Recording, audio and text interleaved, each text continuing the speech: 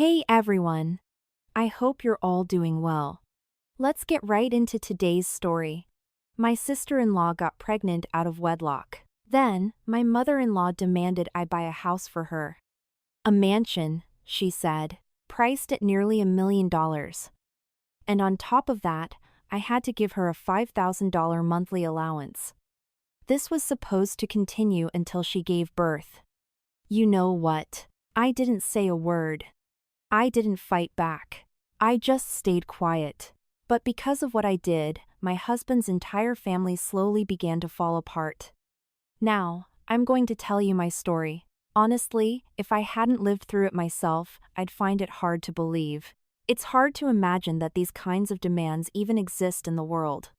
People say that when you get married, you marry the whole family. They say you have to be generous. You have to make sacrifices.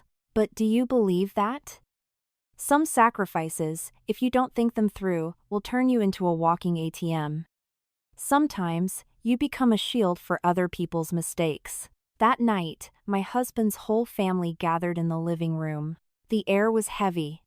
It was dead silent. Like the calm before a storm. The old ceiling fan spun, creaking with each rotation. But it couldn't cool down the sharp glares everyone was exchanging. I had just gotten home from work. I hadn't even changed my clothes yet when my mother-in-law, Karen, called me over. She had me sit in the middle of the living room. She didn't call me honey anymore. Her tone was completely different. It felt like she was about to make a serious announcement. She dropped a piece of paper on the coffee table and slid it toward me. A white ultrasound printout. The text was a deep black. Her voice was cold. "Jessica's pregnant," she said. I was shocked. Jessica? My sister-in-law. She wasn't married. She hadn't even introduced a serious boyfriend to the family. I looked over at Jessica. She just stared at the floor, her hands clasped together. But her lips were pressed into a firm line. She didn't look scared. I asked softly, "Whose baby is it, Karen?" The moment I said it, my mother-in-law shot me a dirty look, as if I'd said something terrible. Whose? Why? Does that matter? What matters is that we have to protect that child. We can't let people gossip about our family. I heard her. My mind was a mess. I thought about our reputation. What other people would say. But I also thought about the responsibility for the baby in Jessica's womb. But before I could even process it all, my mother-in-law turned to face me, her eyes as sharp as a knife. "We've already discussed this," she said. "You, as the successful one in this family, are the most capable among us. You will buy Jessica a mansion. About $1 million. Put it in her name. So she can rest properly. She can't stay here in this small house.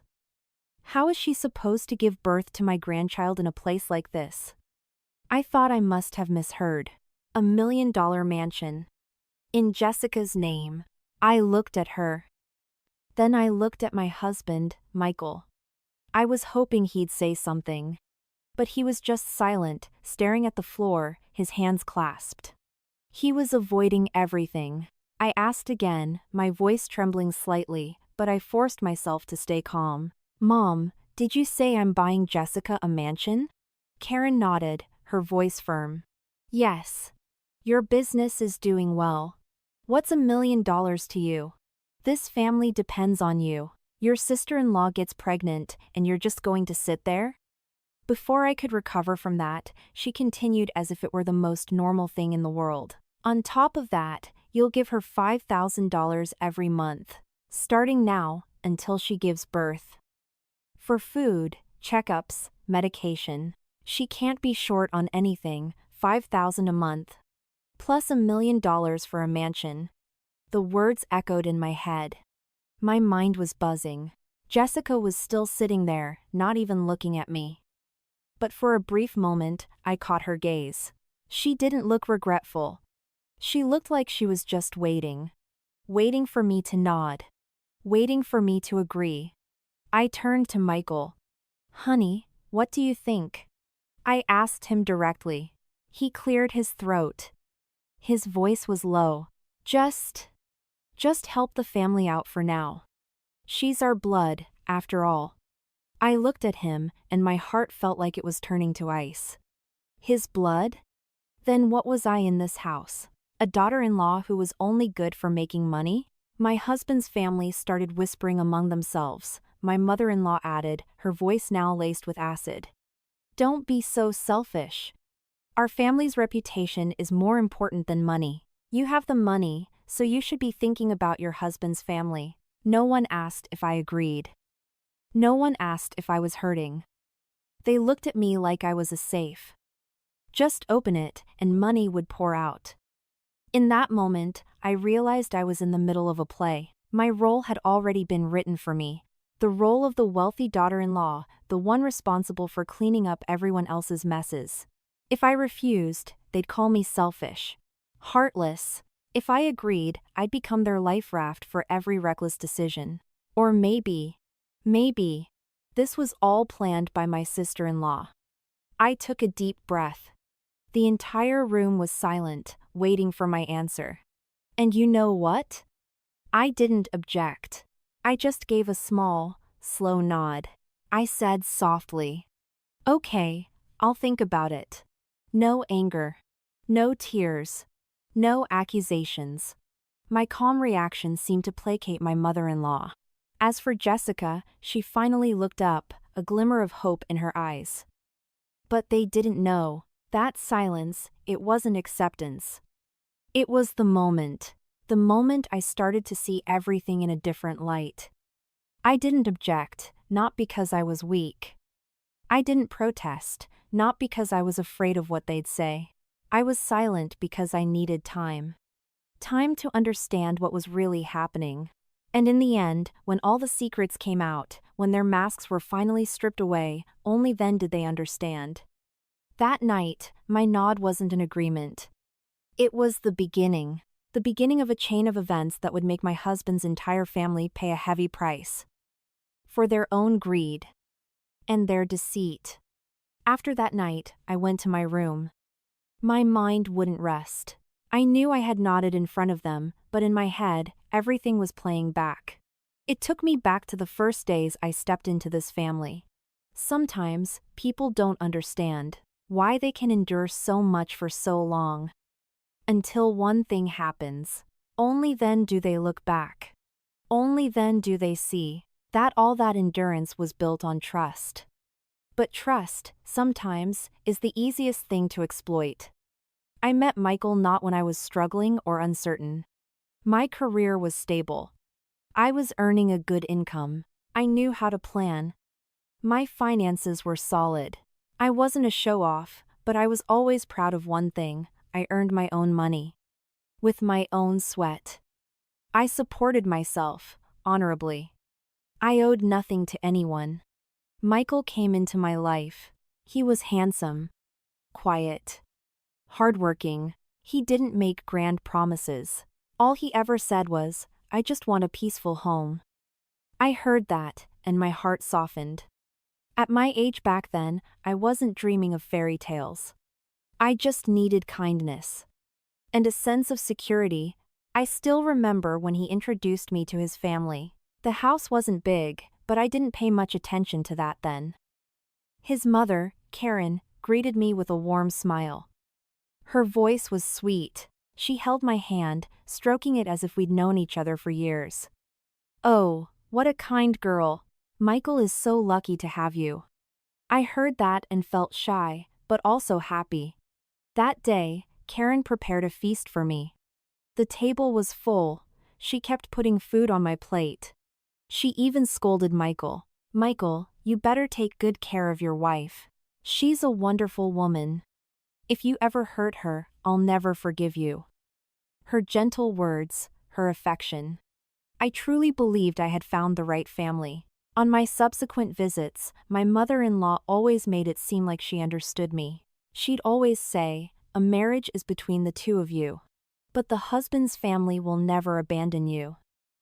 I've got your back." Because of this. When we discussed the wedding, I didn't worry. I figured, we're a team. A husband and wife are equal partners. As long as we agreed, everything would be fine. I ended up paying for almost the entire wedding, from the photos, decorations, and reception to the gifts for both families. It's not that we were short on money, but I had no intention of asking for reimbursement. I just wanted a beautiful wedding, one we wouldn't regret. One time, I was sitting, tallying up the expenses. Michael looked at me and sighed. "You don't have to cover everything. My family is struggling." I smiled. "If they're struggling, we'll help them. As long as we build a good life together." He took my hand and looked at me seriously. "My family is counting on you." Back then, I thought he said it because he loved me. Because he was grateful. I never thought that in the end, those words would become like a seal on my fate. In that house, whenever they needed money, they always remembered me. After the wedding, I continued my responsible habits. A leaky pipe in my in-laws' house? I called a plumber. The old kitchen? I replaced the appliances to make things easier. My mother-in-law complained of back pain. I bought her medicine. I bought her a massage chair. I did it not to win them over, but because I considered them my husband's family. And families are supposed to help each other. Back then, Karen was so sweet-tongued. She would always sigh, "I'm so lucky to have a daughter-in-law like you. Don't worry, I know how to repay a kindness." Her words were a balm to me, especially for a woman who worked all day and just wanted to come home to a gentle voice. My sister-in-law, Jessica, was different then. She was younger than me. Spoke respectfully. Always a sweet, "Hey sis." I bought her a new phone so she could study better. She hugged me, tears in her eyes. "Thank you, sis. I'll work hard. When I get a job, I'll pay you back." I still remember how I felt then. I felt pity for her. But I also felt I had done the right thing. I believed that helping a sibling build a future was like planting seeds of good fortune for the family. In my first few months as a daughter-in-law, I tried my best to keep the peace. Whatever my mother-in-law said, I answered gently. I noticed she liked things clean, so I woke up early to clean the house, wiping down the kitchen. She liked home-cooked meals, so I tried to cook different dishes every weekend. Michael would see me, busy with chores. Sometimes, he'd feel embarrassed. "You're tired." I'd just smile. "It's family. Just bear with it, for the sake of peace." I believed that line. It became my life's principle. I endured, not because I was scared, but because I wanted a peaceful home. I didn't want to make things difficult for my husband, caught between his mother and his wife. A small thing happened, but only now, when I think back, do I see it. It was the first sign. A sign that something was wrong. At a dinner, my mother-in-law casually said, "My daughter-in-law is so amazing. She takes care of all the family's expenses." Everyone laughed. I laughed too. I thought it was just a compliment. Michael even added, "Mom's right." I didn't notice Jessica's expression then. A quick glance at me, then she looked down and ate. I also didn't notice the way my mother-in-law said the words "takes care of." It seemed so normal. I believed my sacrifices would be repaid with respect. I thought if I was good to them, my husband's family would love me. I thought if you helped someone, they would be grateful. I thought marriage was a partnership, not one person giving and the other just taking. I decided to move closer to my husband's family home to make it easier to care for them, since my mother-in-law was often sick and Jessica was still young. My husband worked all day. I told myself, just hang in there. Everything will be okay. But you know what? Sometimes, endurance doesn't make people love you more. Instead, they get used to it. They get used to you being the one to shoulder everything. I entered that marriage with an open heart.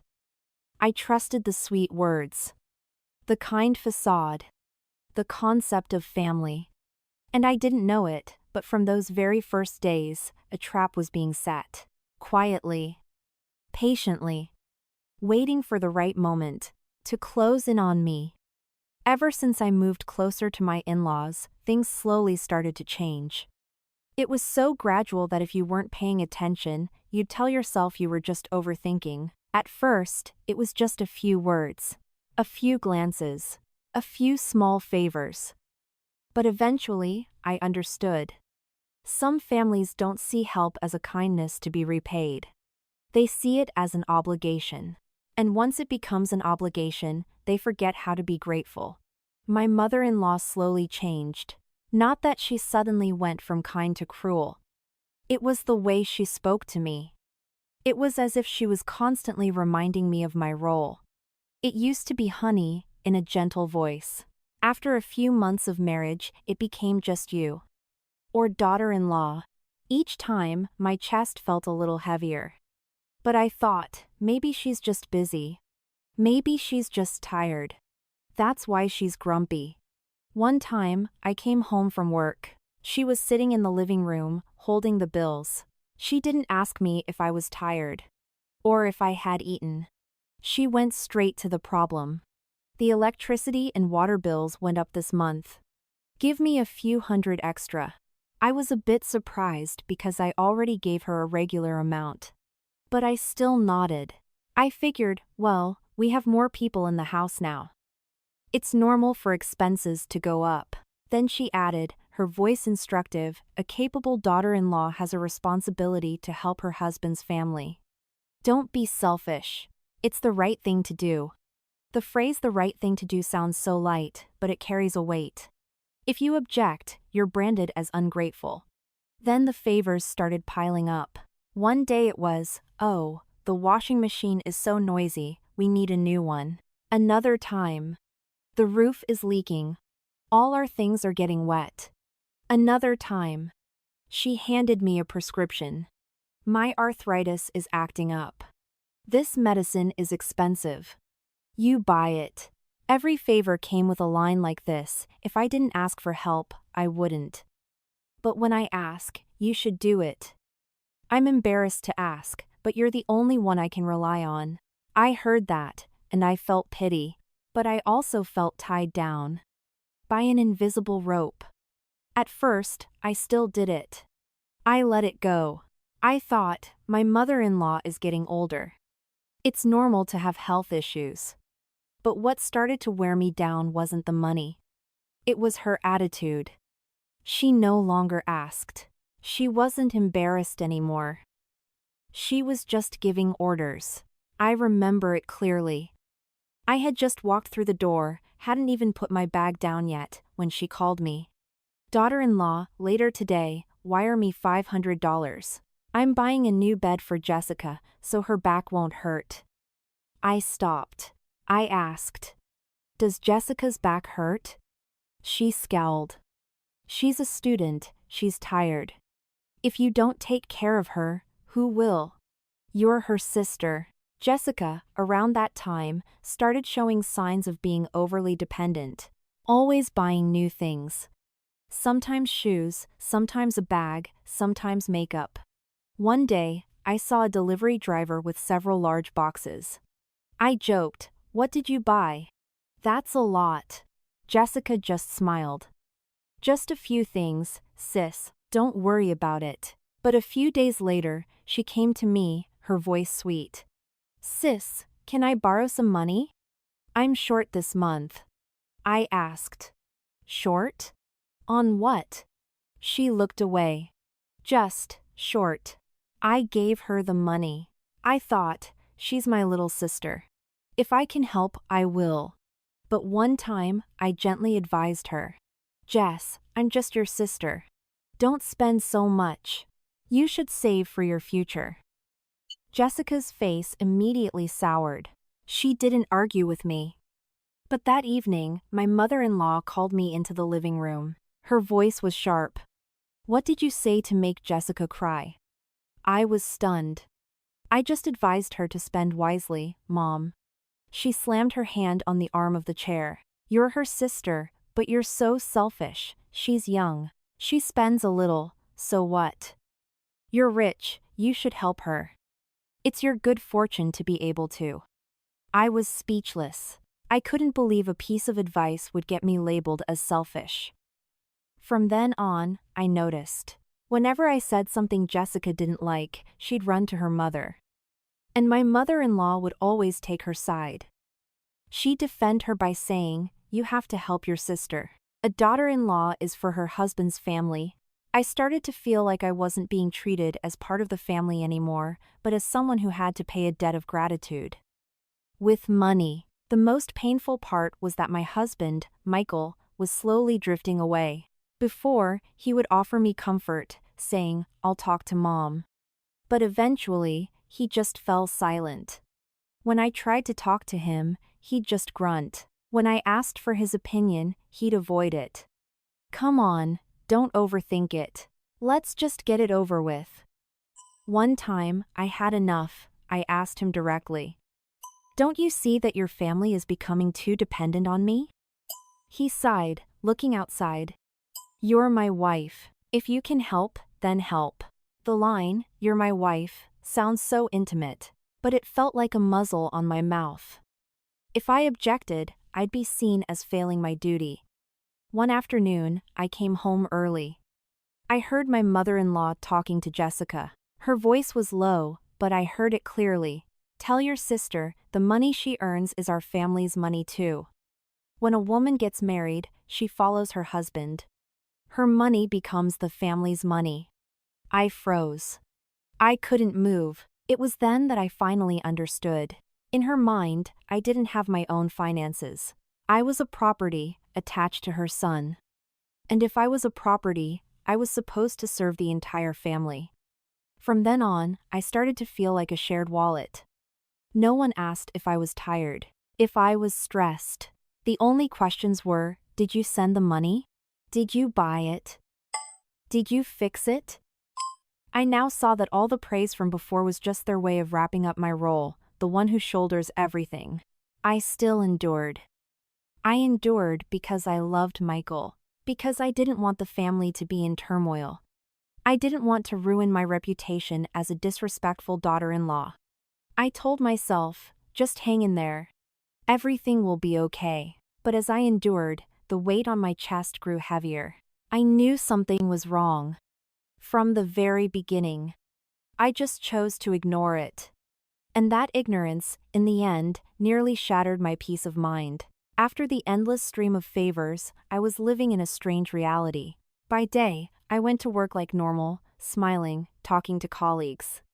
But when I came home to my husband's house, my chest would tighten. It no longer felt like a place to rest. It felt like an emergency room, where at any moment, someone would call out, "Daughter-in-law, do this for Mom," or "Sis, I need that." If I took a little too long, if I didn't do it right away, if I didn't answer immediately, I was instantly called disrespectful. During that time, Jessica's change was obvious. She was always coming home late. One day, I was setting the table. It was almost 10 p.m. The door opened, and in walked Jessica, smelling of expensive perfume, her hair perfectly styled, holding a new designer bag. She walked right past me, as if I didn't exist. No acknowledgement, straight to her room. I watched her go. I tried to keep my voice gentle. "Have you eaten? I saved some food for you." She didn't turn around. Just replied, "I ate out." Then she slammed her door. Loudly. As if on purpose, daring me to ask more. I noticed Jessica's belongings were getting nicer and nicer. The latest phone model. Expensive shoes and bags. Always new clothes. Meanwhile, she wasn't working.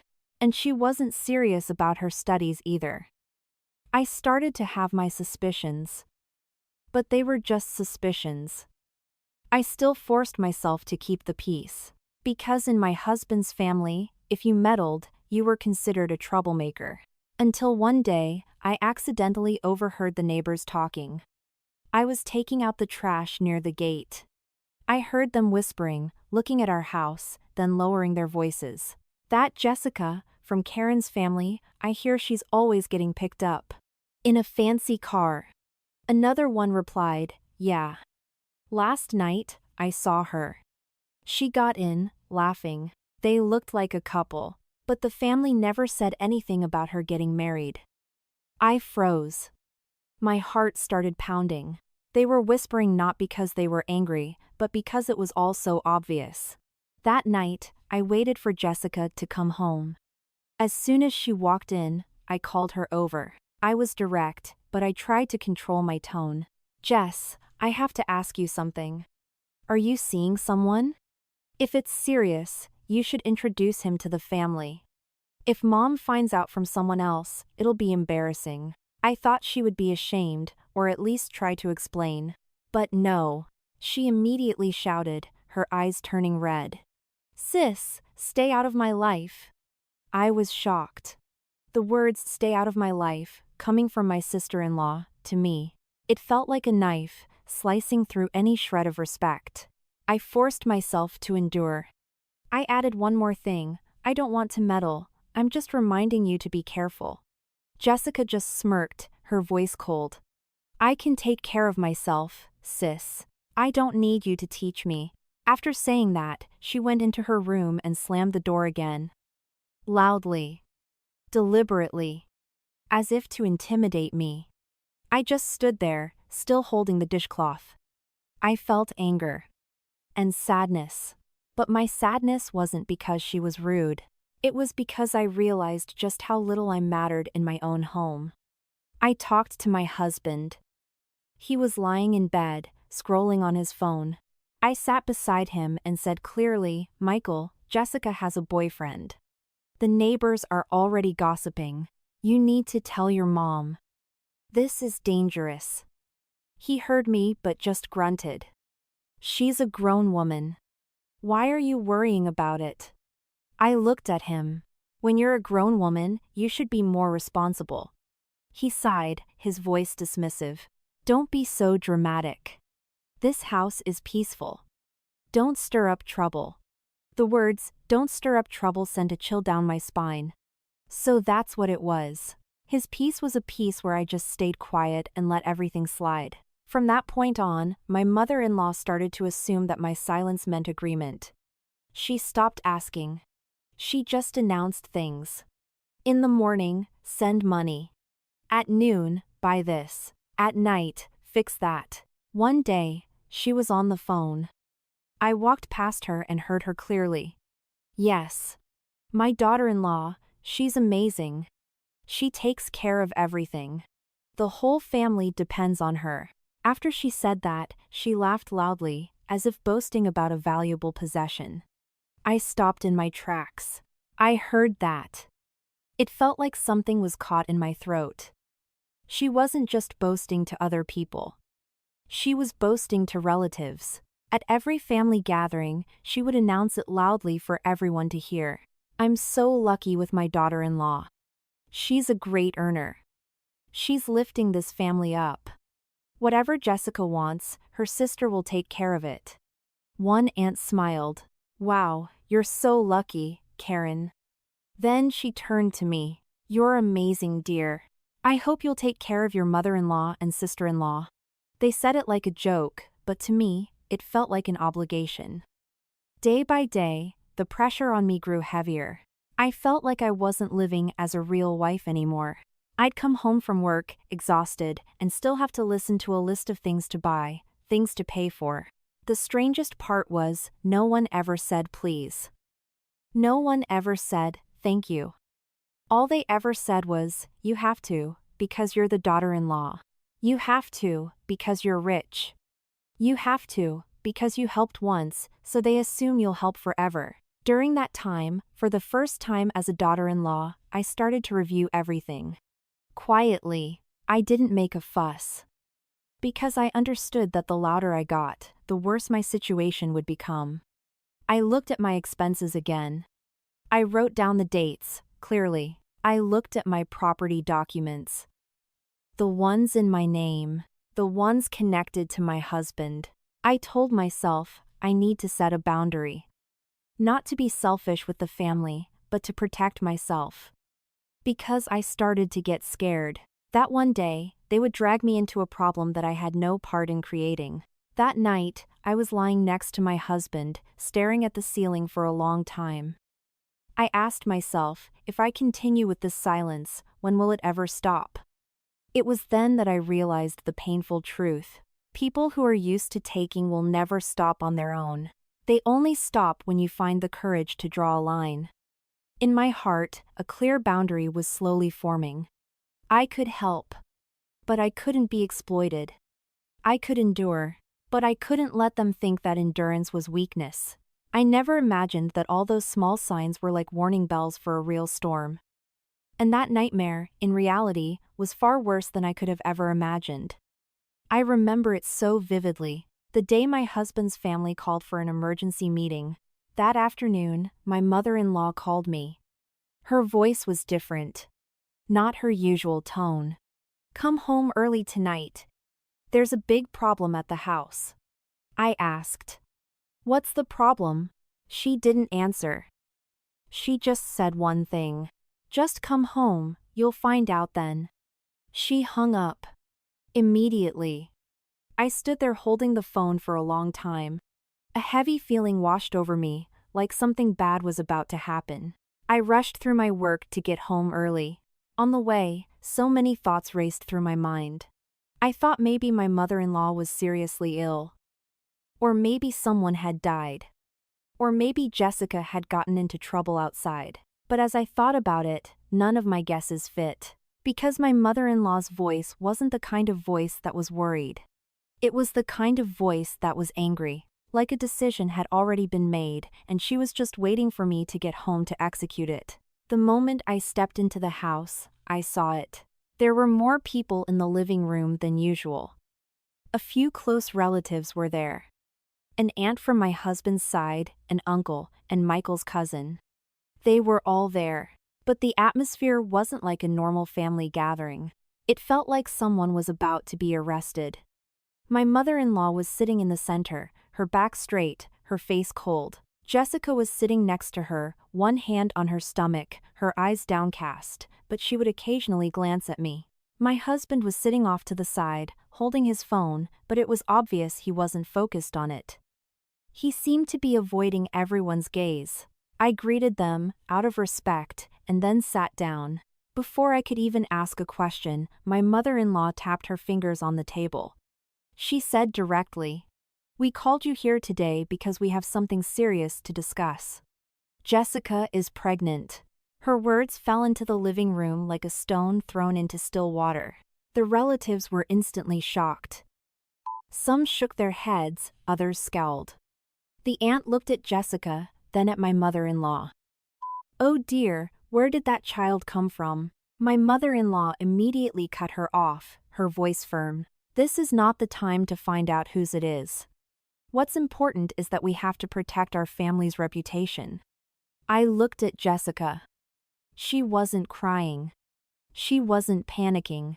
She just gently caressed her stomach, slowly, as if on purpose, to remind everyone that she was holding a trump card. The corner of her mouth was slightly upturned in a tiny smirk. But I saw it clearly. She wasn't sorry. She just seemed to be waiting for what she could get out of this huge mess she had created. My mother-in-law turned to me, her gaze sharp. "You're her sister. You're the most capable one in this house. From now on, until Jessica gives birth, you have to take good care of her. She can't stay here, it's too cramped. And people will talk." Before I could react, she continued, every word clear. "You will buy Jessica a mansion. About $1 million. Put it in her name. So, she can rest in peace and so we won't be shamed in front of everyone." I heard that. It felt like something was squeezing my throat. $1 million mansion. In Jessica's name. Just because she got pregnant out of wedlock. I tried to keep my voice calm. "Mom, that's a huge amount. I need time to think." My mother-in-law immediately cut me off, her voice angry. "What is there to think about? The family has a problem. You're the one who needs to solve it. You're the daughter-in-law. If you don't take responsibility, who will?" The aunt beside her chimed in. "That's right, dear. Family is the priority. What people think of us is more important than what's right or wrong." Before I could even swallow, my mother-in-law added another demand, one that felt like it was nailed into my brain. "Besides the mansion, you will give her $5,000 every month." For food, medicine, checkups, prenatal vitamins. She can't be lacking. That's her sister's responsibility. $5,000 a month, from now until she gives birth. I didn't know how long that would be. I turned to Jessica, waiting for her to say, "Sis, don't worry," or "I'm sorry, sis." But there was nothing. She just sat there, still holding her stomach, looking down, as if she was the victim. But her posture was completely relaxed. The relatives started whispering.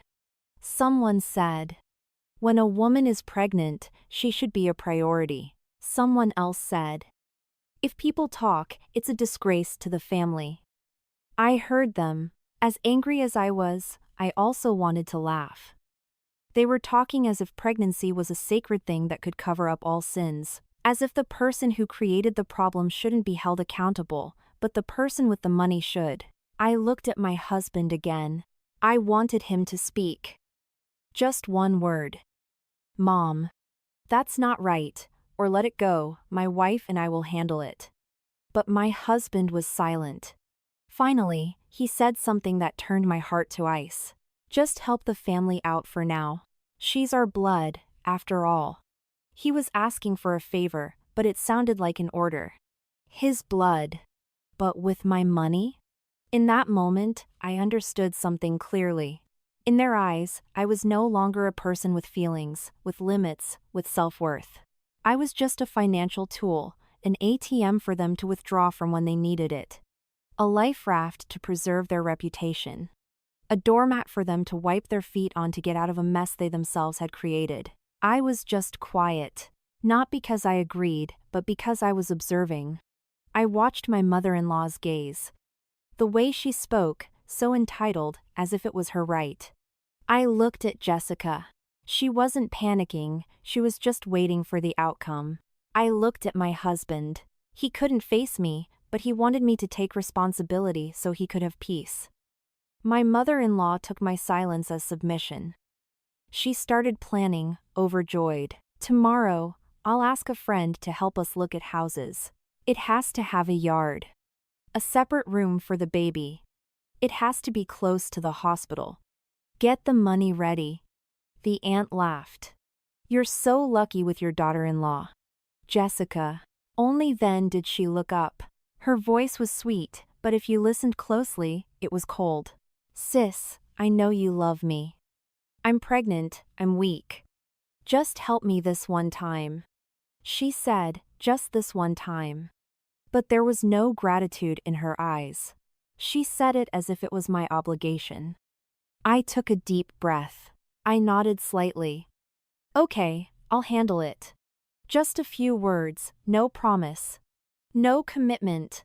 But they heard that I had agreed. My mother-in-law immediately softened. Her voice was like she was bestowing a blessing. "You're a good girl, honey. I'm so happy. I'll never forget your help to this family." I heard that, but it only made me colder. Because I knew.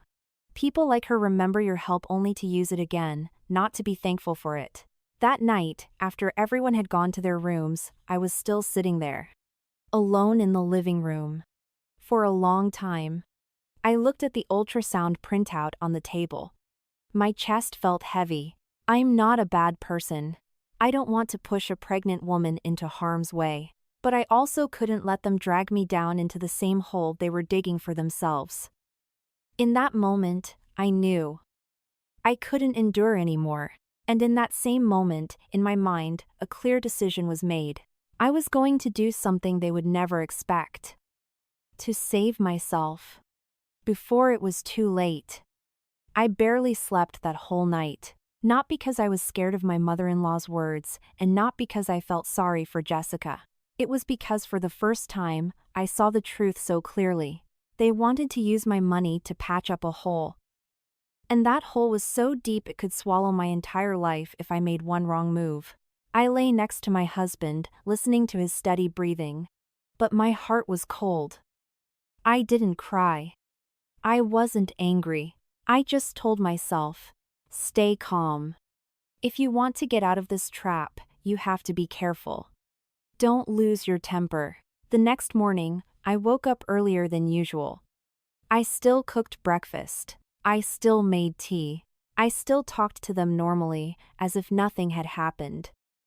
My mother-in-law saw how calm I was, and her voice immediately softened, almost caressingly. I knew you'd understand, honey. This family depends on you. I'm so happy to have a thoughtful daughter-in-law like you. I just smiled and gave a soft, non-committal reply. Yes, Mom.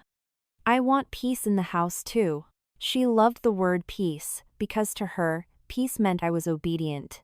When Jessica came out, looking weak, holding her stomach, looking tired, she glanced at me, as if to gauge my mood. I looked back, forcing my expression to remain neutral. I knew if I showed even a hint of annoyance, she would run straight to her mother. So, I spoke first, my voice gentle. I'm busy later. I'm free tomorrow. I'll go with you to look at houses. But there are a few things I need to make clear from the start, just for transparency. My mother-in-law immediately looked up. What transparency? I put down my glass and said softly. If we're buying a mansion and putting it in Jessica's name, all the transactions, documents, and money transfers have to go through Jessica's personal account. Because if the money moves around too much, it can create paperwork problems. I'm doing this so that in the end, no one can point fingers. What I said was so logical, perfectly fitting for a cautious person, so my mother-in-law wasn't suspicious. She nodded. Yes, that's right. When it comes to business, you have to be organized. Jessica looked at me, a little surprised, but she also nodded. Okay, sis. Whatever you think is best. I saw it clearly in their eyes, a sense of relief. They thought I was afraid of trouble, so I wanted transparency. They had no idea I was building a wall. So that if anything happened, I wouldn't be implicated as the primary party. I learned one thing: when you're being forced to take responsibility, the first thing to do isn't to fight back. It's to distance yourself from any legal liability. Right from the start. While my husband's family was busy discussing which mansion to look at, which neighborhood, how many rooms, I worked quietly. But in my heart, things were different. I started piecing together the things I had long chosen to ignore. Jessica, always coming home late, spending lavishly, her disrespectful attitude. My mother-in-law, so eager, as if she had been preparing for this. My husband, growing more distant, just wanting the problem to go away. I asked myself, if a pregnancy is accidental, people usually hide, they panic.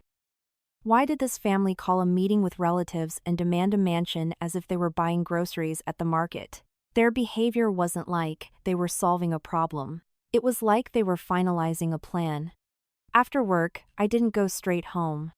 I went to meet an old acquaintance. His name was Mr. Davis. He was a lawyer. I called him and said briefly, Mr. Davis, I have a family problem. I need your help with a few things, just to be sure. Mr. Davis was sharp and discreet. As soon as we sat down, he asked, does this involve money or paperwork? I replied, both. Then I briefly explained the situation. My sister-in-law is pregnant. My in-laws are pressuring me to buy her a mansion in her name and give her a monthly allowance. He listened without much comment, then asked one piercing question. Does your sister-in-law have a source of income? Who is the boyfriend? I paused. That question felt like a flashlight shining on a dark part of my heart. I answered honestly. I'm not sure. She's tight-lipped about it, and my in-laws just let it be. Mr. Davis nodded. In that case, you need to investigate if there's something sinister going on behind the scenes. If you get entangled, it will be very difficult for you. I went home and acted normal, but from then on, I observed Jessica more carefully. She was always on her phone, texting, or stepping outside to take calls. One time, I passed her in the hallway and heard her low voice, almost a whisper. But because the house was quiet, I heard it clearly. Don't worry, honey, I'm pregnant now. They won't make trouble. I froze behind the wall. Those weren't the words of someone who made a mistake. They were the words of someone who had a plan. They won't make trouble. Who was they? Why wouldn't they make trouble? A shiver went down my spine. That night, I pretended to be concerned, like a good sister. Jess, are you tired? Have you had a checkup? Do you want me to go with you? Jessica just replied, I can handle it myself. I looked at her and added casually, you're pregnant, so be careful. If you have any problems, tell me. Don't hide things. She looked at me for a split second, then looked down. I sensed her defensiveness. And that defensiveness only strengthened my conviction. She was hiding something. Something very wrong. I sent Mr. Davis the little information I had about Jessica's boyfriend, a man named Ethan, whose name I'd only heard once when she let it slip. Mr. Davis replied quickly. Give me a phone number, a social media account, anything you have. I didn't dare to appear too eager in my search. I only provided what I had naturally come across, a business card Ethan had given my mother-in-law at a dinner once, and the name of the tech company he boasted about. Mr. Davis said he would look into the company's legal status. 2 days later, he called me. He laid it out for me, his voice serious. Listen carefully. The name you gave me has raised some red flags. The authorities are looking into him. I can't confirm everything, but the data I've seen shows a connection to a type of financial scheme. There are victims who have filed complaints. You must not, under any circumstances, have your name on anything related to this. I just sat there, my hands cold. I asked again, trying to keep my voice steady. Are you sure? He said directly, in my profession, the thing I fear most is innocent people who agree to put their name on things to help others. When the trouble hits, the first thing they look at is the paperwork. Whose name is on it? That's the person who will be in the most trouble. I left our meeting with my head spinning. Suddenly, everything clicked into place, and it was terrifying. The timing of Jessica's pregnancy coincided with Ethan being under investigation. Jessica's attitude when she said, I'm pregnant now, they won't make trouble. My mother-in-law's eagerness to buy a mansion in Jessica's name and force me to give her a regular allowance. I understood a possibility that made my heart heavy. The pregnancy wasn't just about a relationship, it was a shield. A backup plan, something they would use to mitigate the fallout if things went wrong. That evening, I watched my husband's family discussing the mansion as if they were buying a refrigerator. I suddenly felt scared of them. Not because they were powerful, but because they were so calculating. My mother-in-law was smiling. Tomorrow, I'll have my friend show us some houses. Get the down payment ready. Jessica added, her voice soft, Sis, I'm not asking for much. But Mom says it's so I have a place to rest. My husband looked at me, as if waiting for me to nod. I nodded, but in my heart, a wall was already built. I nodded to make them trust me, to make them reveal everything, to buy myself enough time to understand it all. I went into my room and closed the door. I sat on the edge of the bed and breathed slowly. I no longer felt like I was just facing greed. I was facing a secret that could pull my husband's entire family down. And what they didn't know was that from the moment I heard her line, I'm pregnant now, they won't make trouble, I understood. They thought I was an ATM.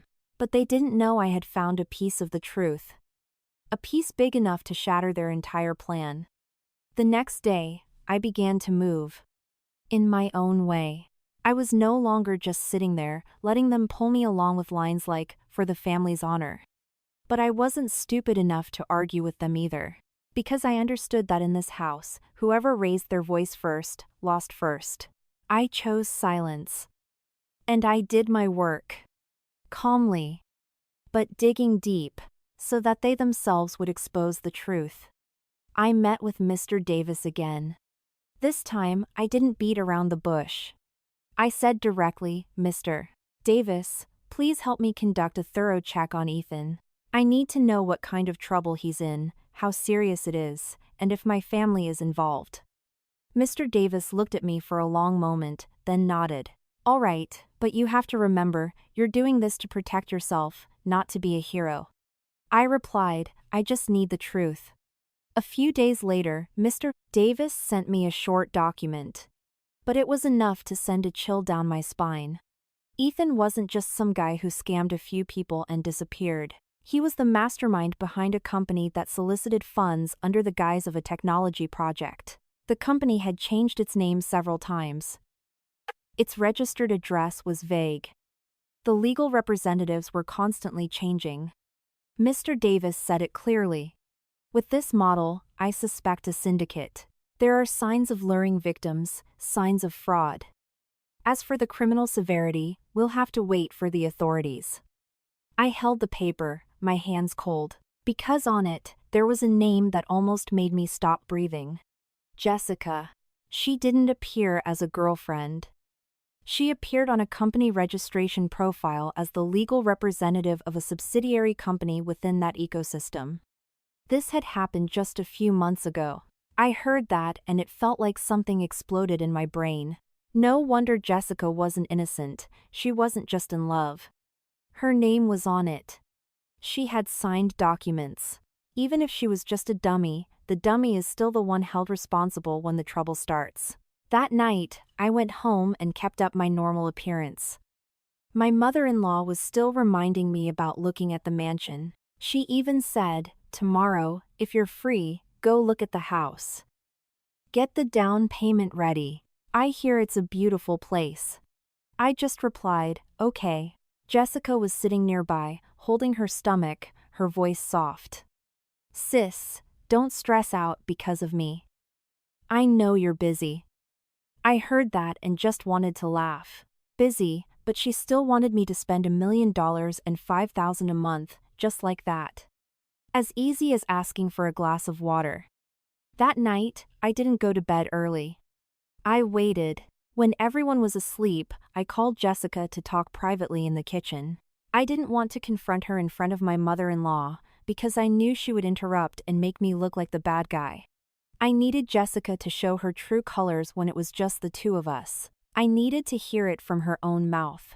Jessica came out, her gaze wary. She looked me up and down, then asked, "Sis, why did you call me?" I looked her straight in the eye. I didn't beat around the bush. I asked just one question. Are you pregnant because you're in love? Or because you wanted to use this pregnancy as a shield for Ethan? Jessica's face went pale for a second. Then, she immediately shouted, like a reflex, "What are you talking about? Don't make up stories." I nodded slowly. I took a piece of paper I had prepared from my pocket and placed it on the table. This paper wasn't something I made up. It was a copy of a notice of a legal proceeding involving Ethan, obtained legally with the help of Mr. Davis. I didn't need to boast about the source. I just needed Jessica to see it. I pushed the paper towards her. My voice was still normal. "Read it." She took the paper, her hand trembling. She read a few lines, and her face went ashen.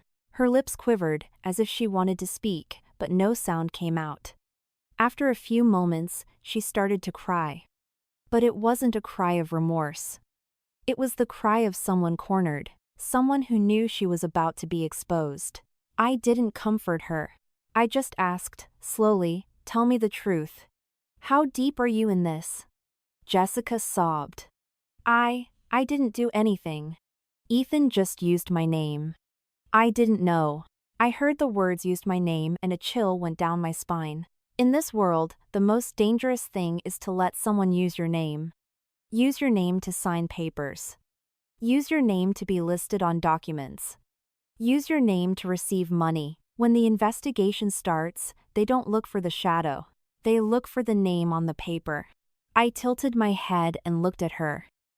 "Didn't know, but you're listed as a director? Didn't know, but you signed?" Jessica was shocked. She looked up at me, her eyes wide. "Sis, you know everything?" The words "you know everything" was her own admission that it was all true. I placed another paper on the table. It was a copy of the company registration profile where her name was listed. I didn't need to say much more. The evidence was right there, as clear as ink that can't be erased. Jessica buried her face in her hands, her voice breaking. "Sis, I was tricked. He said he would just list my name, that he would handle everything. He said if there was trouble, being pregnant would lessen the charges. As she said that, she stopped, as if she had accidentally admitted the very thing she was hiding. I looked at her. I felt anger. And contempt. Anger at her recklessness. Contempt because she wasn't just reckless. She had planned it. I said directly, each word like a nail. So, you knew the pregnancy was a backup plan. Jessica wailed, but it turned into begging. Sis, don't tell Mom. If she finds out, she'll die. Help me, just this one time. Buy me the house. Give me a place to stay. I'm so scared. I looked at her. In my mind, a clear picture formed. They didn't just want me to buy a house for the pregnancy. They wanted me to provide the money, legally, to get capital, to run, to pay off people who needed to be paid. To hide. The $1 million mansion wasn't a home. It was a safe to hide dirty money.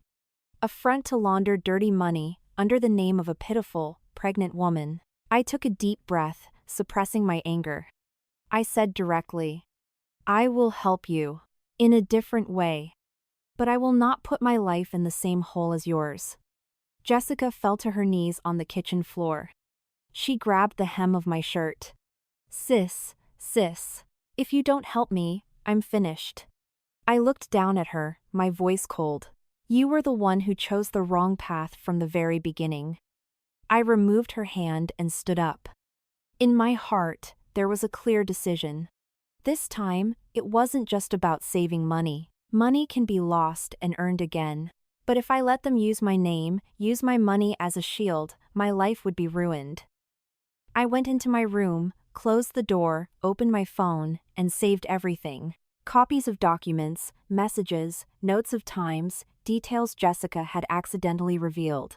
I knew, from this moment on, what I needed to hold on to wasn't pity.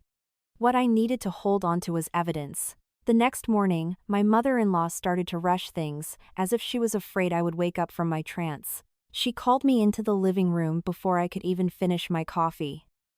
Her voice was direct. This week, we're signing the contract for the mansion. I had my friend look at a few houses. All you have to do is transfer the down payment. I looked up at her. The way she spoke wasn't a discussion, it was an order. Jessica was sitting next to her, holding her stomach, avoiding my gaze. But I could see her eagerness mixed with anxiety. My husband was sitting on the edge of his chair, his back slumped, his face like someone who was caught in the middle but couldn't object. I didn't react immediately.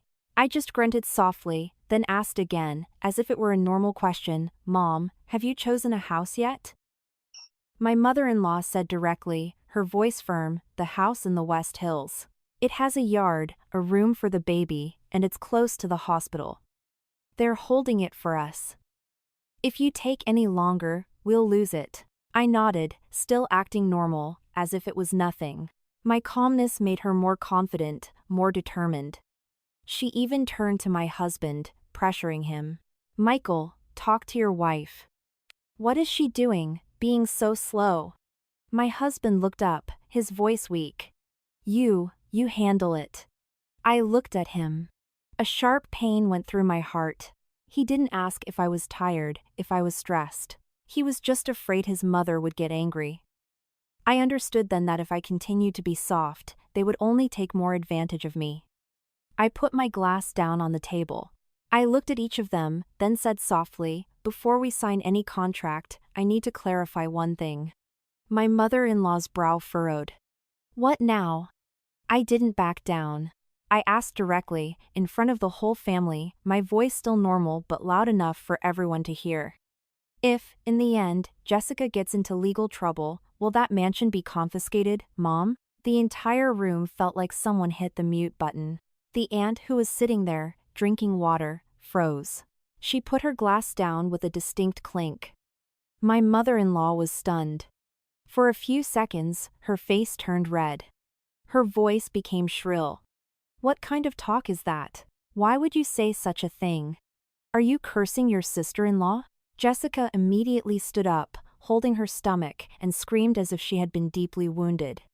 Sis, what are you implying? Are you angry at me? Is that why you want me to go to jail? She was screaming, crying, so loudly. She was playing the victim, to give my mother-in-law a reason to attack. My mother-in-law slammed her hand on the table. Daughter-in-law, repeat that to me. Do you want to destroy this family? I looked at her, my expression unchanged. I knew if I tried to explain it their way, they would just drag me back into the mom is right, daughter-in-law is wrong dynamic. I didn't explain. I took a stapled packet of papers from my bag and slammed it on the table. The packet wasn't thick, but the sound it made was loud enough to shock everyone. My husband stood up. Where did you get that? I looked him straight in the eye, every word clear. I'm just protecting myself. The words protecting myself silenced my husband.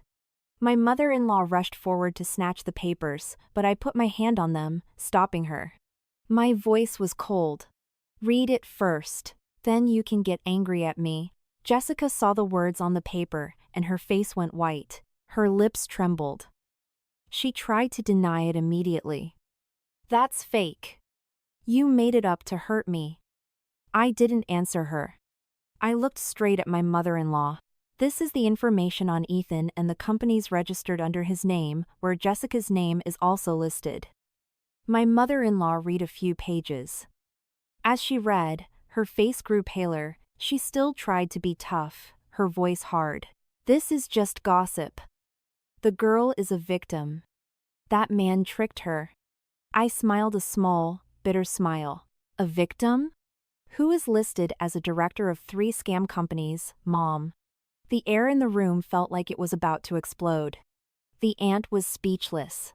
She looked at Jessica, then at my mother-in-law, shocked. Is she really listed as a director? Jessica screamed, crying, I didn't know anything, I just signed. Ethan told me to just sign to make him happy. As she said that, she stopped, as if she had accidentally confessed. My mother-in-law immediately turned to Jessica, her eyes red. What did you sign? What did you sign without telling me? Jessica clutched her stomach and shrank back, her voice panicked. I was scared. I was scared you'd get mad. I was scared you'd kick me out. My husband was standing in the middle of the room, his face drained of all color. He looked at me, his gaze filled with fear and anger.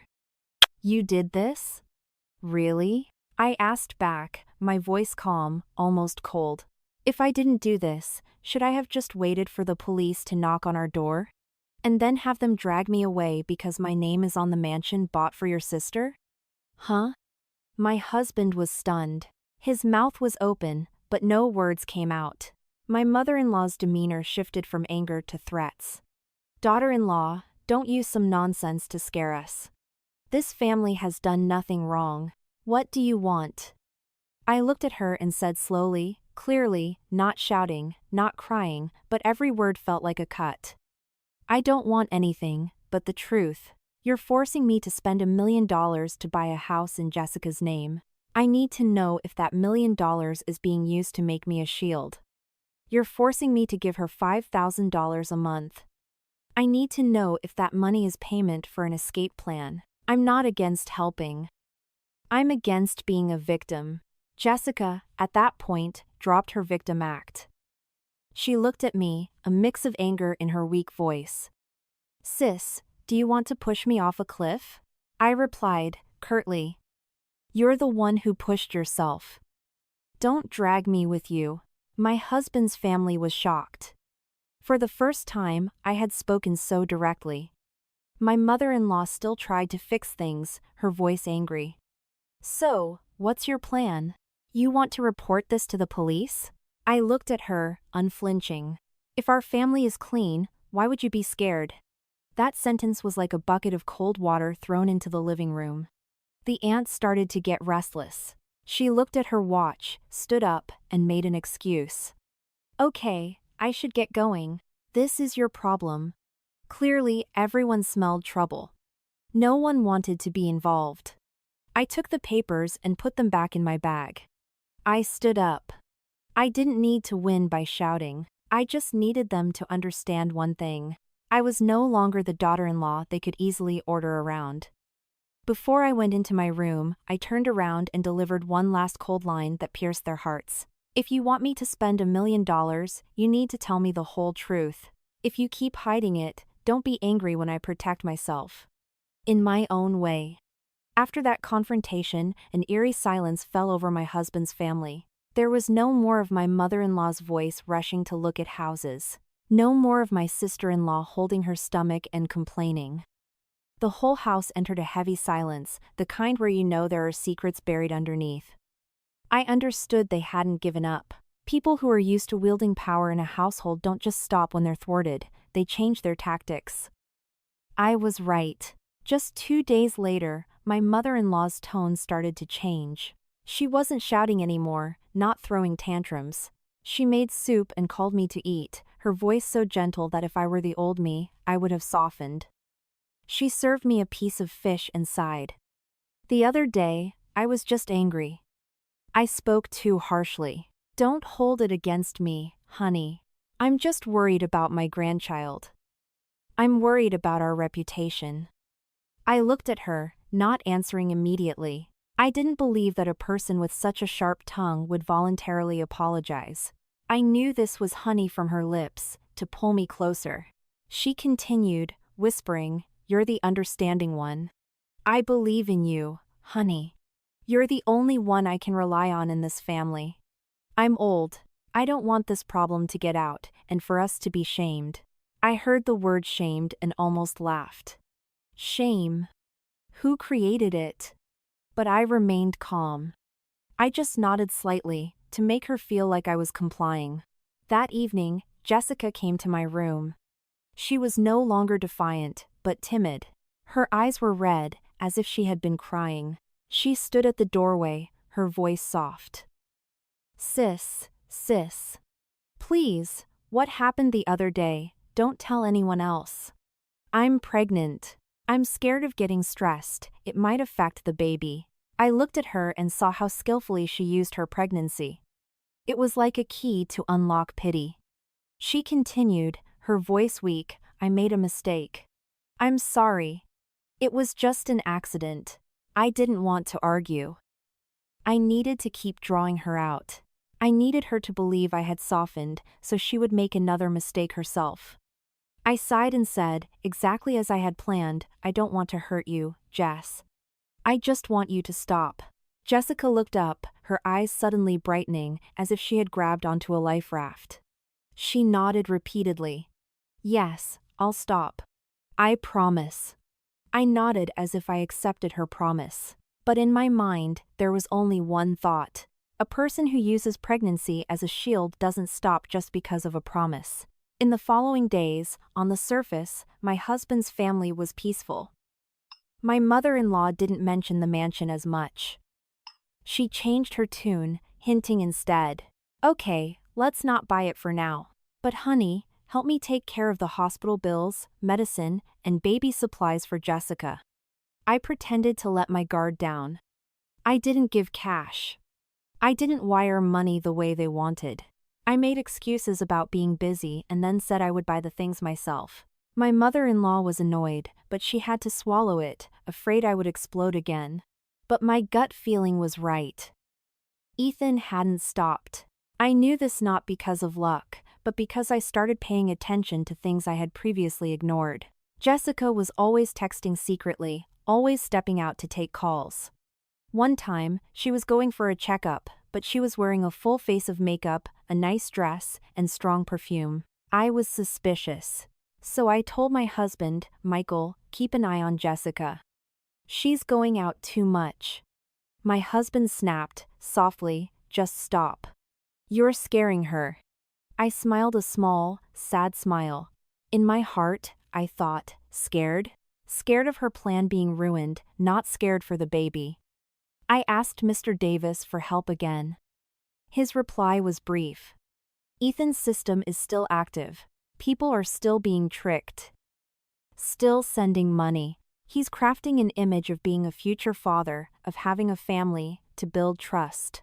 I heard that and shivered. So the pregnancy wasn't just a shield for when they got caught, it was also a prop to deceive others. A pregnant woman. An unborn child. A stable future. These are the things that soften people's hearts, make them easy to believe. The climax came one night. I accidentally overheard Jessica on the phone in her room. She thought no one would notice. I wasn't intentionally eavesdropping, but I was getting something and heard her voice, so I stopped. Jessica's voice was low, but crystal clear. Not weak, like when she was begging me. Just keep going, honey. I have a supportive sister. What are you afraid of? My breath caught. The words "a supportive sister" felt like a slap across my face. A supportive sister. It meant she was still using my name as a shield for Ethan. She was still using me to provide a sense of security for their plan. I quietly took out my phone and turned on the voice recorder. I didn't go in. I didn't make a sound. I just stood at a distance where I could clearly record the conversation.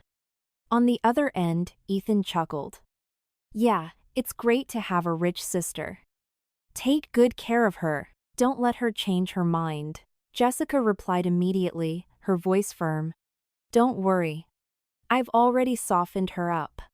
She said, as long as I stop, she'll back off. I'll stop talking. But the work continues. I heard that, and my hands turned cold. So her promise to stop was just an act for me. I went back to my room and sat on the bed, looking at the voice recorder screen. I felt anger. And an awakening. This time, I understood clearly. They wanted to use me one last time. They wanted to use my name so Ethan could continue to get money. At the same time, they were preparing a backup plan using the pregnancy. If everything went well, they'd have money, a mansion, a safe haven. If everything fell apart, they'd push me to the front. The sister is supportive.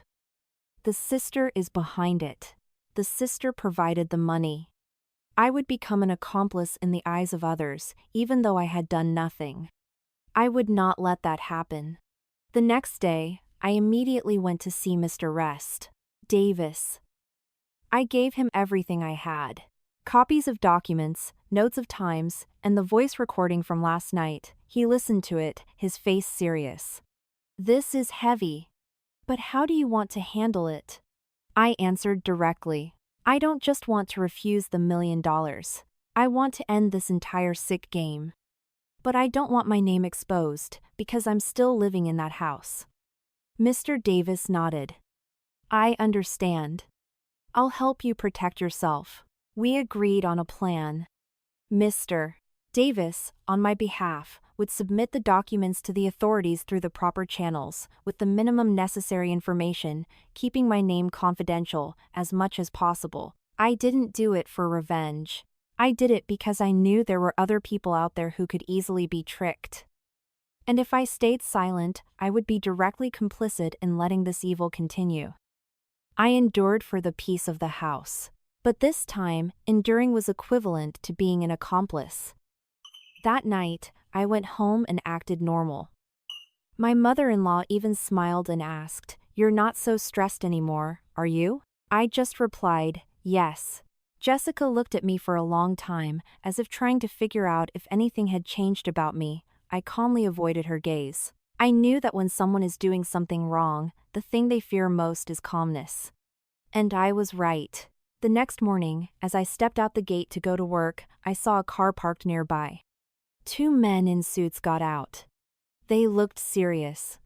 They walked straight to our house. One of them asked for my mother-in-law by name. My heart started pounding, but I remained calm. I knew. The storm I had been preparing for was finally beginning.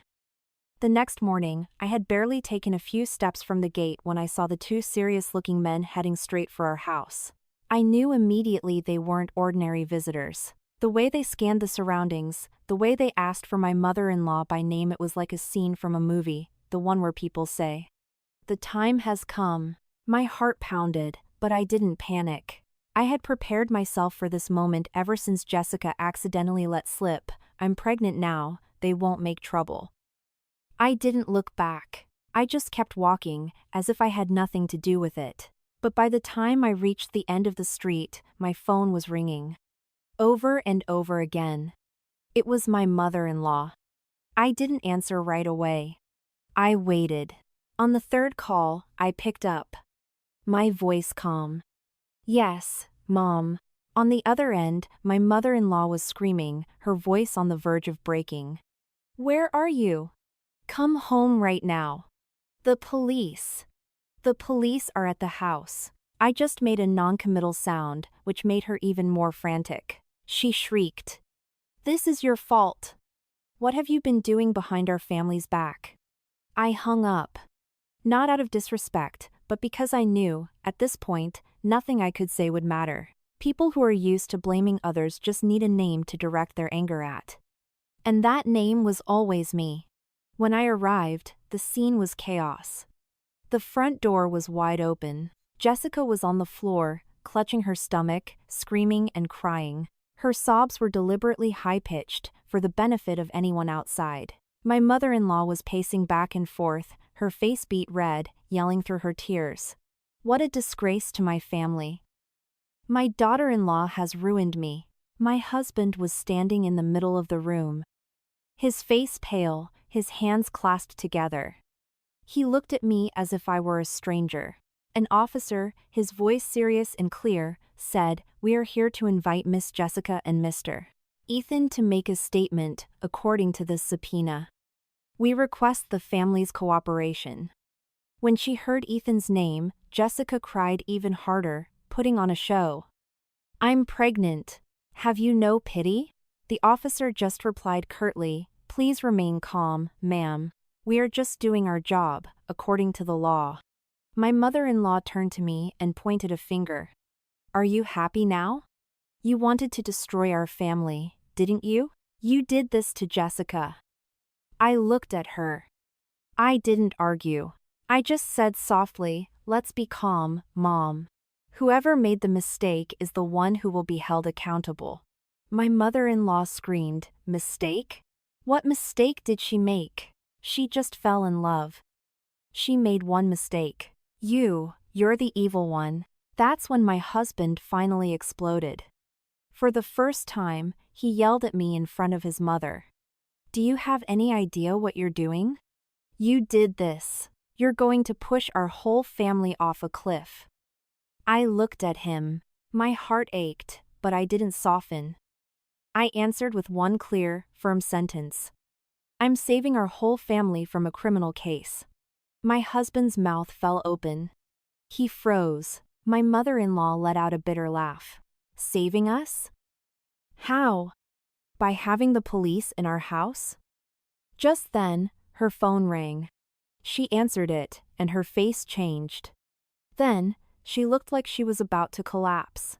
I overheard a few words from the other end. Something about Ethan being taken in immediately because more victims had come forward, and it was more serious than they thought. My mother-in-law hung up, her lips trembling. He's been arrested." Those words hit the room like a hammer. Jessica stopped crying for a second, then shrieked even louder, as if trying to drown out the truth. The officer instructed Jessica to get changed for questioning. Suddenly, Jessica turned to me, fell to her knees, and grabbed my legs, sobbing. Sis, save me. Withdraw the complaint. Tell them I didn't know anything, that I'm just pregnant." I looked down at her. I saw her tears, but in her eyes, there was no remorse, only fear. Fear, because her shield was gone.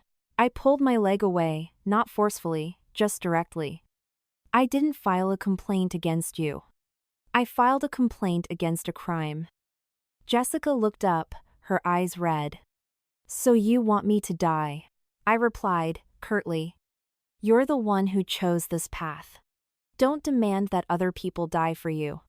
My mother-in-law heard this and rushed over, grabbing my sleeve. "You talk so high and mighty. You're so righteous. But did you ever think about your husband? About this family?" I looked her straight in the eye. I did think about it. And because I thought about it, I made sure my name was never on any document related to this. That sentence stopped my mother-in-law cold. My husband was shocked too. What do you mean? I didn't answer immediately because I knew the biggest bombshell had yet to drop.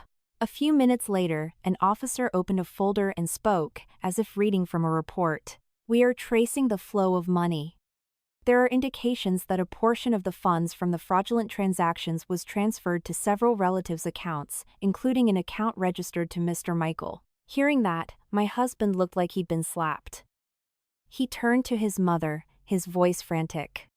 "Mom, what is this? Why was money transferred to my account?" I had never seen Michael tremble like that. His hands were clenched so tight, his face was pale, his eyes red, his lips pressed into a thin line. My mother-in-law was stunned for a second, then, as if cornered, she lashed out. "To clean it! That's why I borrowed your account. Who told you to be so stupid?" The whole room fell silent. My husband stared, as if he had just heard his own death sentence. As for me, a chill ran down my spine. I understood instantly. My husband was no longer innocent. Even if he didn't know everything, he had lent his name. He had lent his account. He had lent his innocence to be used as a tool. And the terrifying thing was, when it all came out, the word borrowed wouldn't save him. The officer tapped his pen on the table, his voice firm. "Please, everyone remain calm.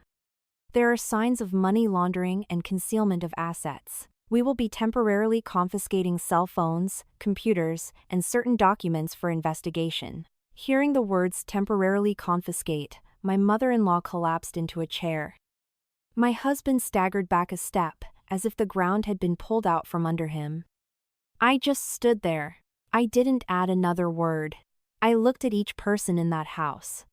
And for the first time, I clearly saw what they called family. The one they tried to force me to embrace was nothing but a tangled mess of greed and deceit. They thought they could use a pregnancy to hide, use my money to help, use my name as a sister to force me into silence. But now, everything was exposed. In front of the highest authority, the law. After the initial search of the house, events unfolded much faster than I had anticipated. They say guilt makes you tremble, and it's true.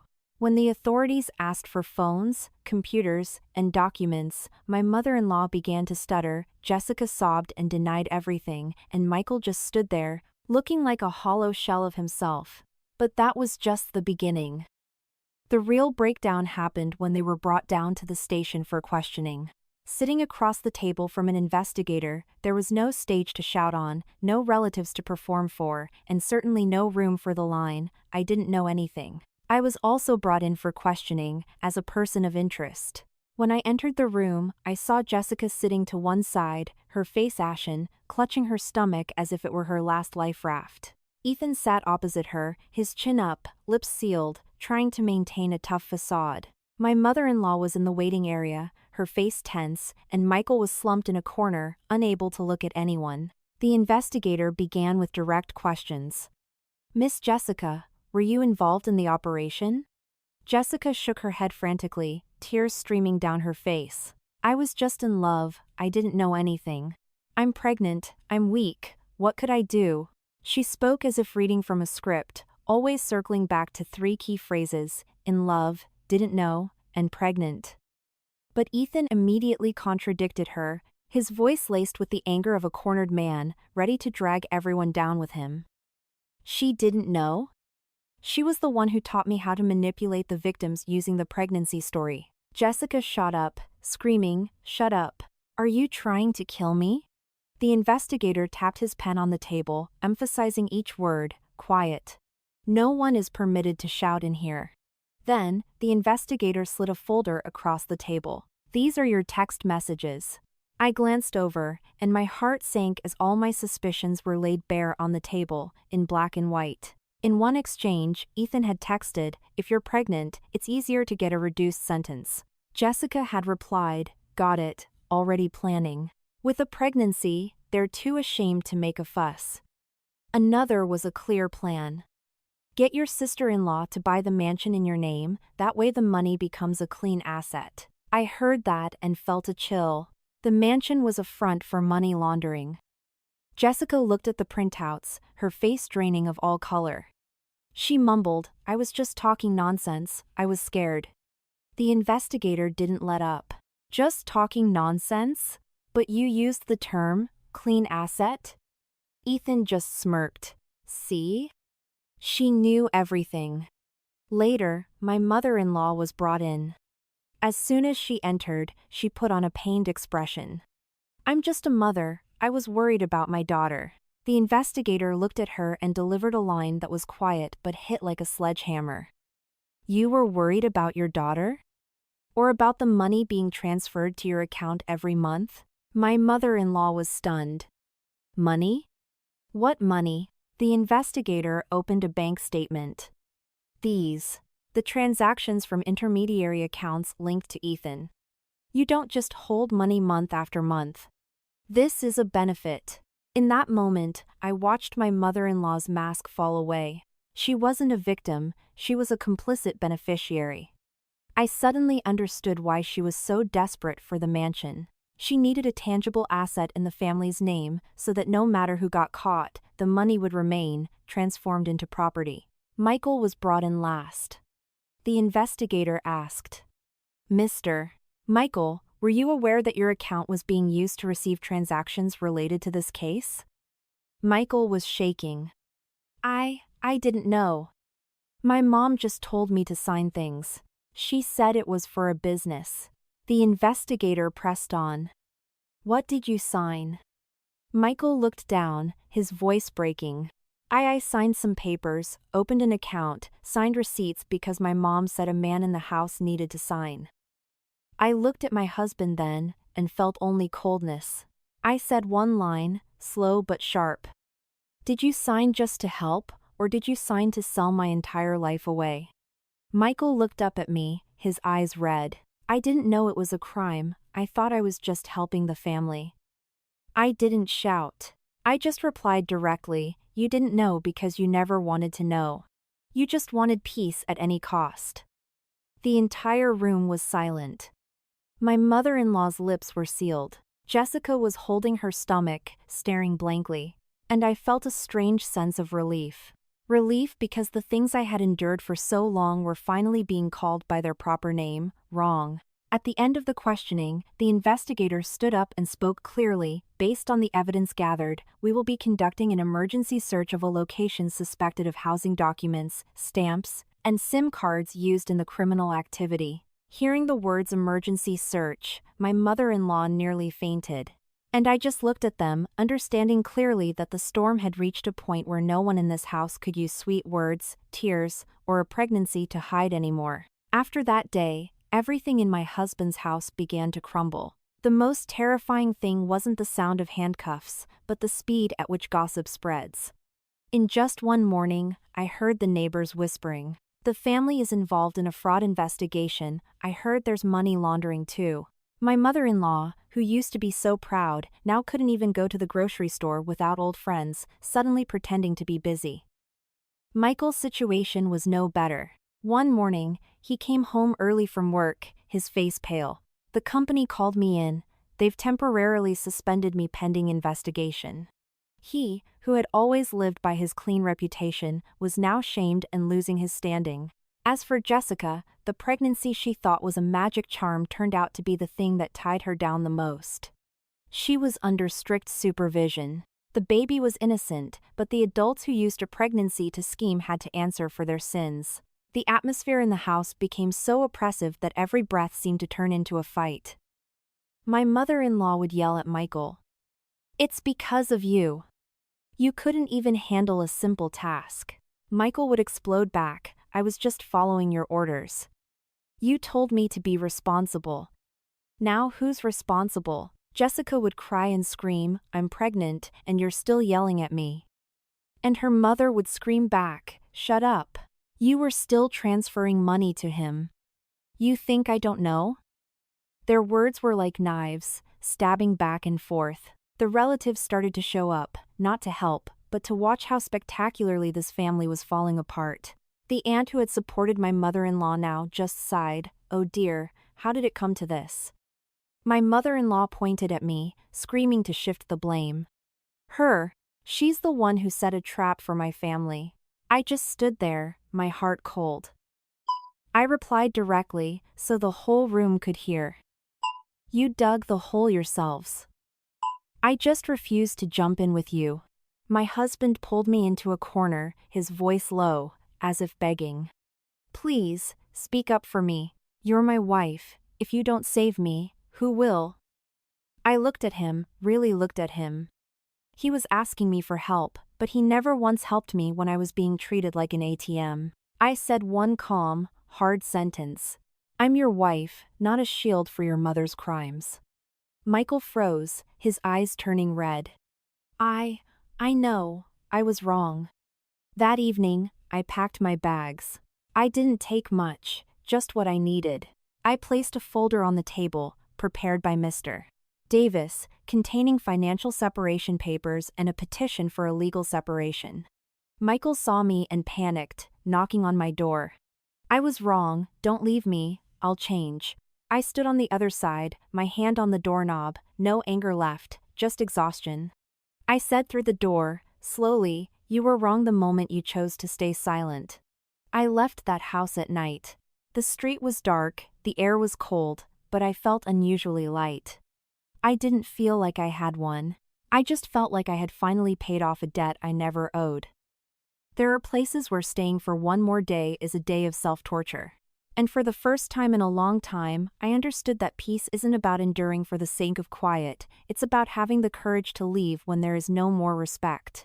In the days that followed, Ethan was charged with fraud. The money trail was meticulously traced. Jessica's pregnancy granted her some humanitarian considerations, but it couldn't erase the fact that her name was on documents and that she had transferred money while pregnant. My mother-in-law was investigated for her role as a beneficiary. The transactions in her account, which she had once denied, were still there, as clear as indelible ink. Michael, in the end, lost almost everything. His job, his reputation. The relatives blamed him for being spineless. But Michael was also a son trapped in a warped mindset, who thought silence was peace. It was only when everything fell apart that he understood that the price of silence is sometimes far greater than the cost of a fight. One time, I went back to pick up a few things I had left behind and overheard them shouting inside. My mother-in-law was sitting on the floor, her voice bitter. I raised a son to be my support, who knew I was raising a good-for-nothing. Daniel was standing in front of her, his eyes red, his voice trembling with rage. You raised me to be used, not to be a man. Then he cried like a child. In that moment, I felt no joy, only pity for a family that measured love by benefits. When the benefits were gone, they had no way to embrace each other properly. I still remember the feeling of walking out of that gate for the last time. In my heart, there was no victory, just a quiet relief. The truth is, life doesn't always give you a movie-like sense of happiness. Sometimes, the most peaceful ending is one where you're just no longer afraid. Not afraid of your mother-in-law's anger, not afraid of your sister-in-law's tears, not afraid of other people blaming you. Just no longer afraid. I looked at myself and understood something. Kindness is not a mistake. The mistake is kindness without boundaries. I used to think that enduring for the peace of the home is a virtue, but the more you endure, the more you are taken for granted. When you want to stop, they say you've changed, that you're a bad person. The truth is, you haven't changed. You've just woken up. I'm telling this story not to judge, but I hope that all of you who are listening will understand. In a family, love needs to be nurtured, but nurturing doesn't mean you let others trample on your boundaries. Endurance is not a virtue if it means pushing yourself into harm's way. There are times when silence is no longer peace but complicity in wrongdoing, even if that wrongdoing comes from your own family. After everything, I started my life over. I rented a small, clean apartment. When I open the door in the morning, I see the sunlight. When I come home at night, I can breathe deeply, without hearing anyone call me for a family meeting. I go to work, eat well, meet with friends, and slowly, I'm living again. There are nights when I still feel sad, because no one gets through a broken marriage without getting hurt. But that pain, at least, is the pain of someone who is the master of her own life. And sometimes, I think back to the story of the $1 million mansion my mother-in-law demanded. They dreamed of it as a life raft for their honor, a safe haven. But in the end, the $1 million mansion they dreamed of became the price they would pay with a lifetime of regret.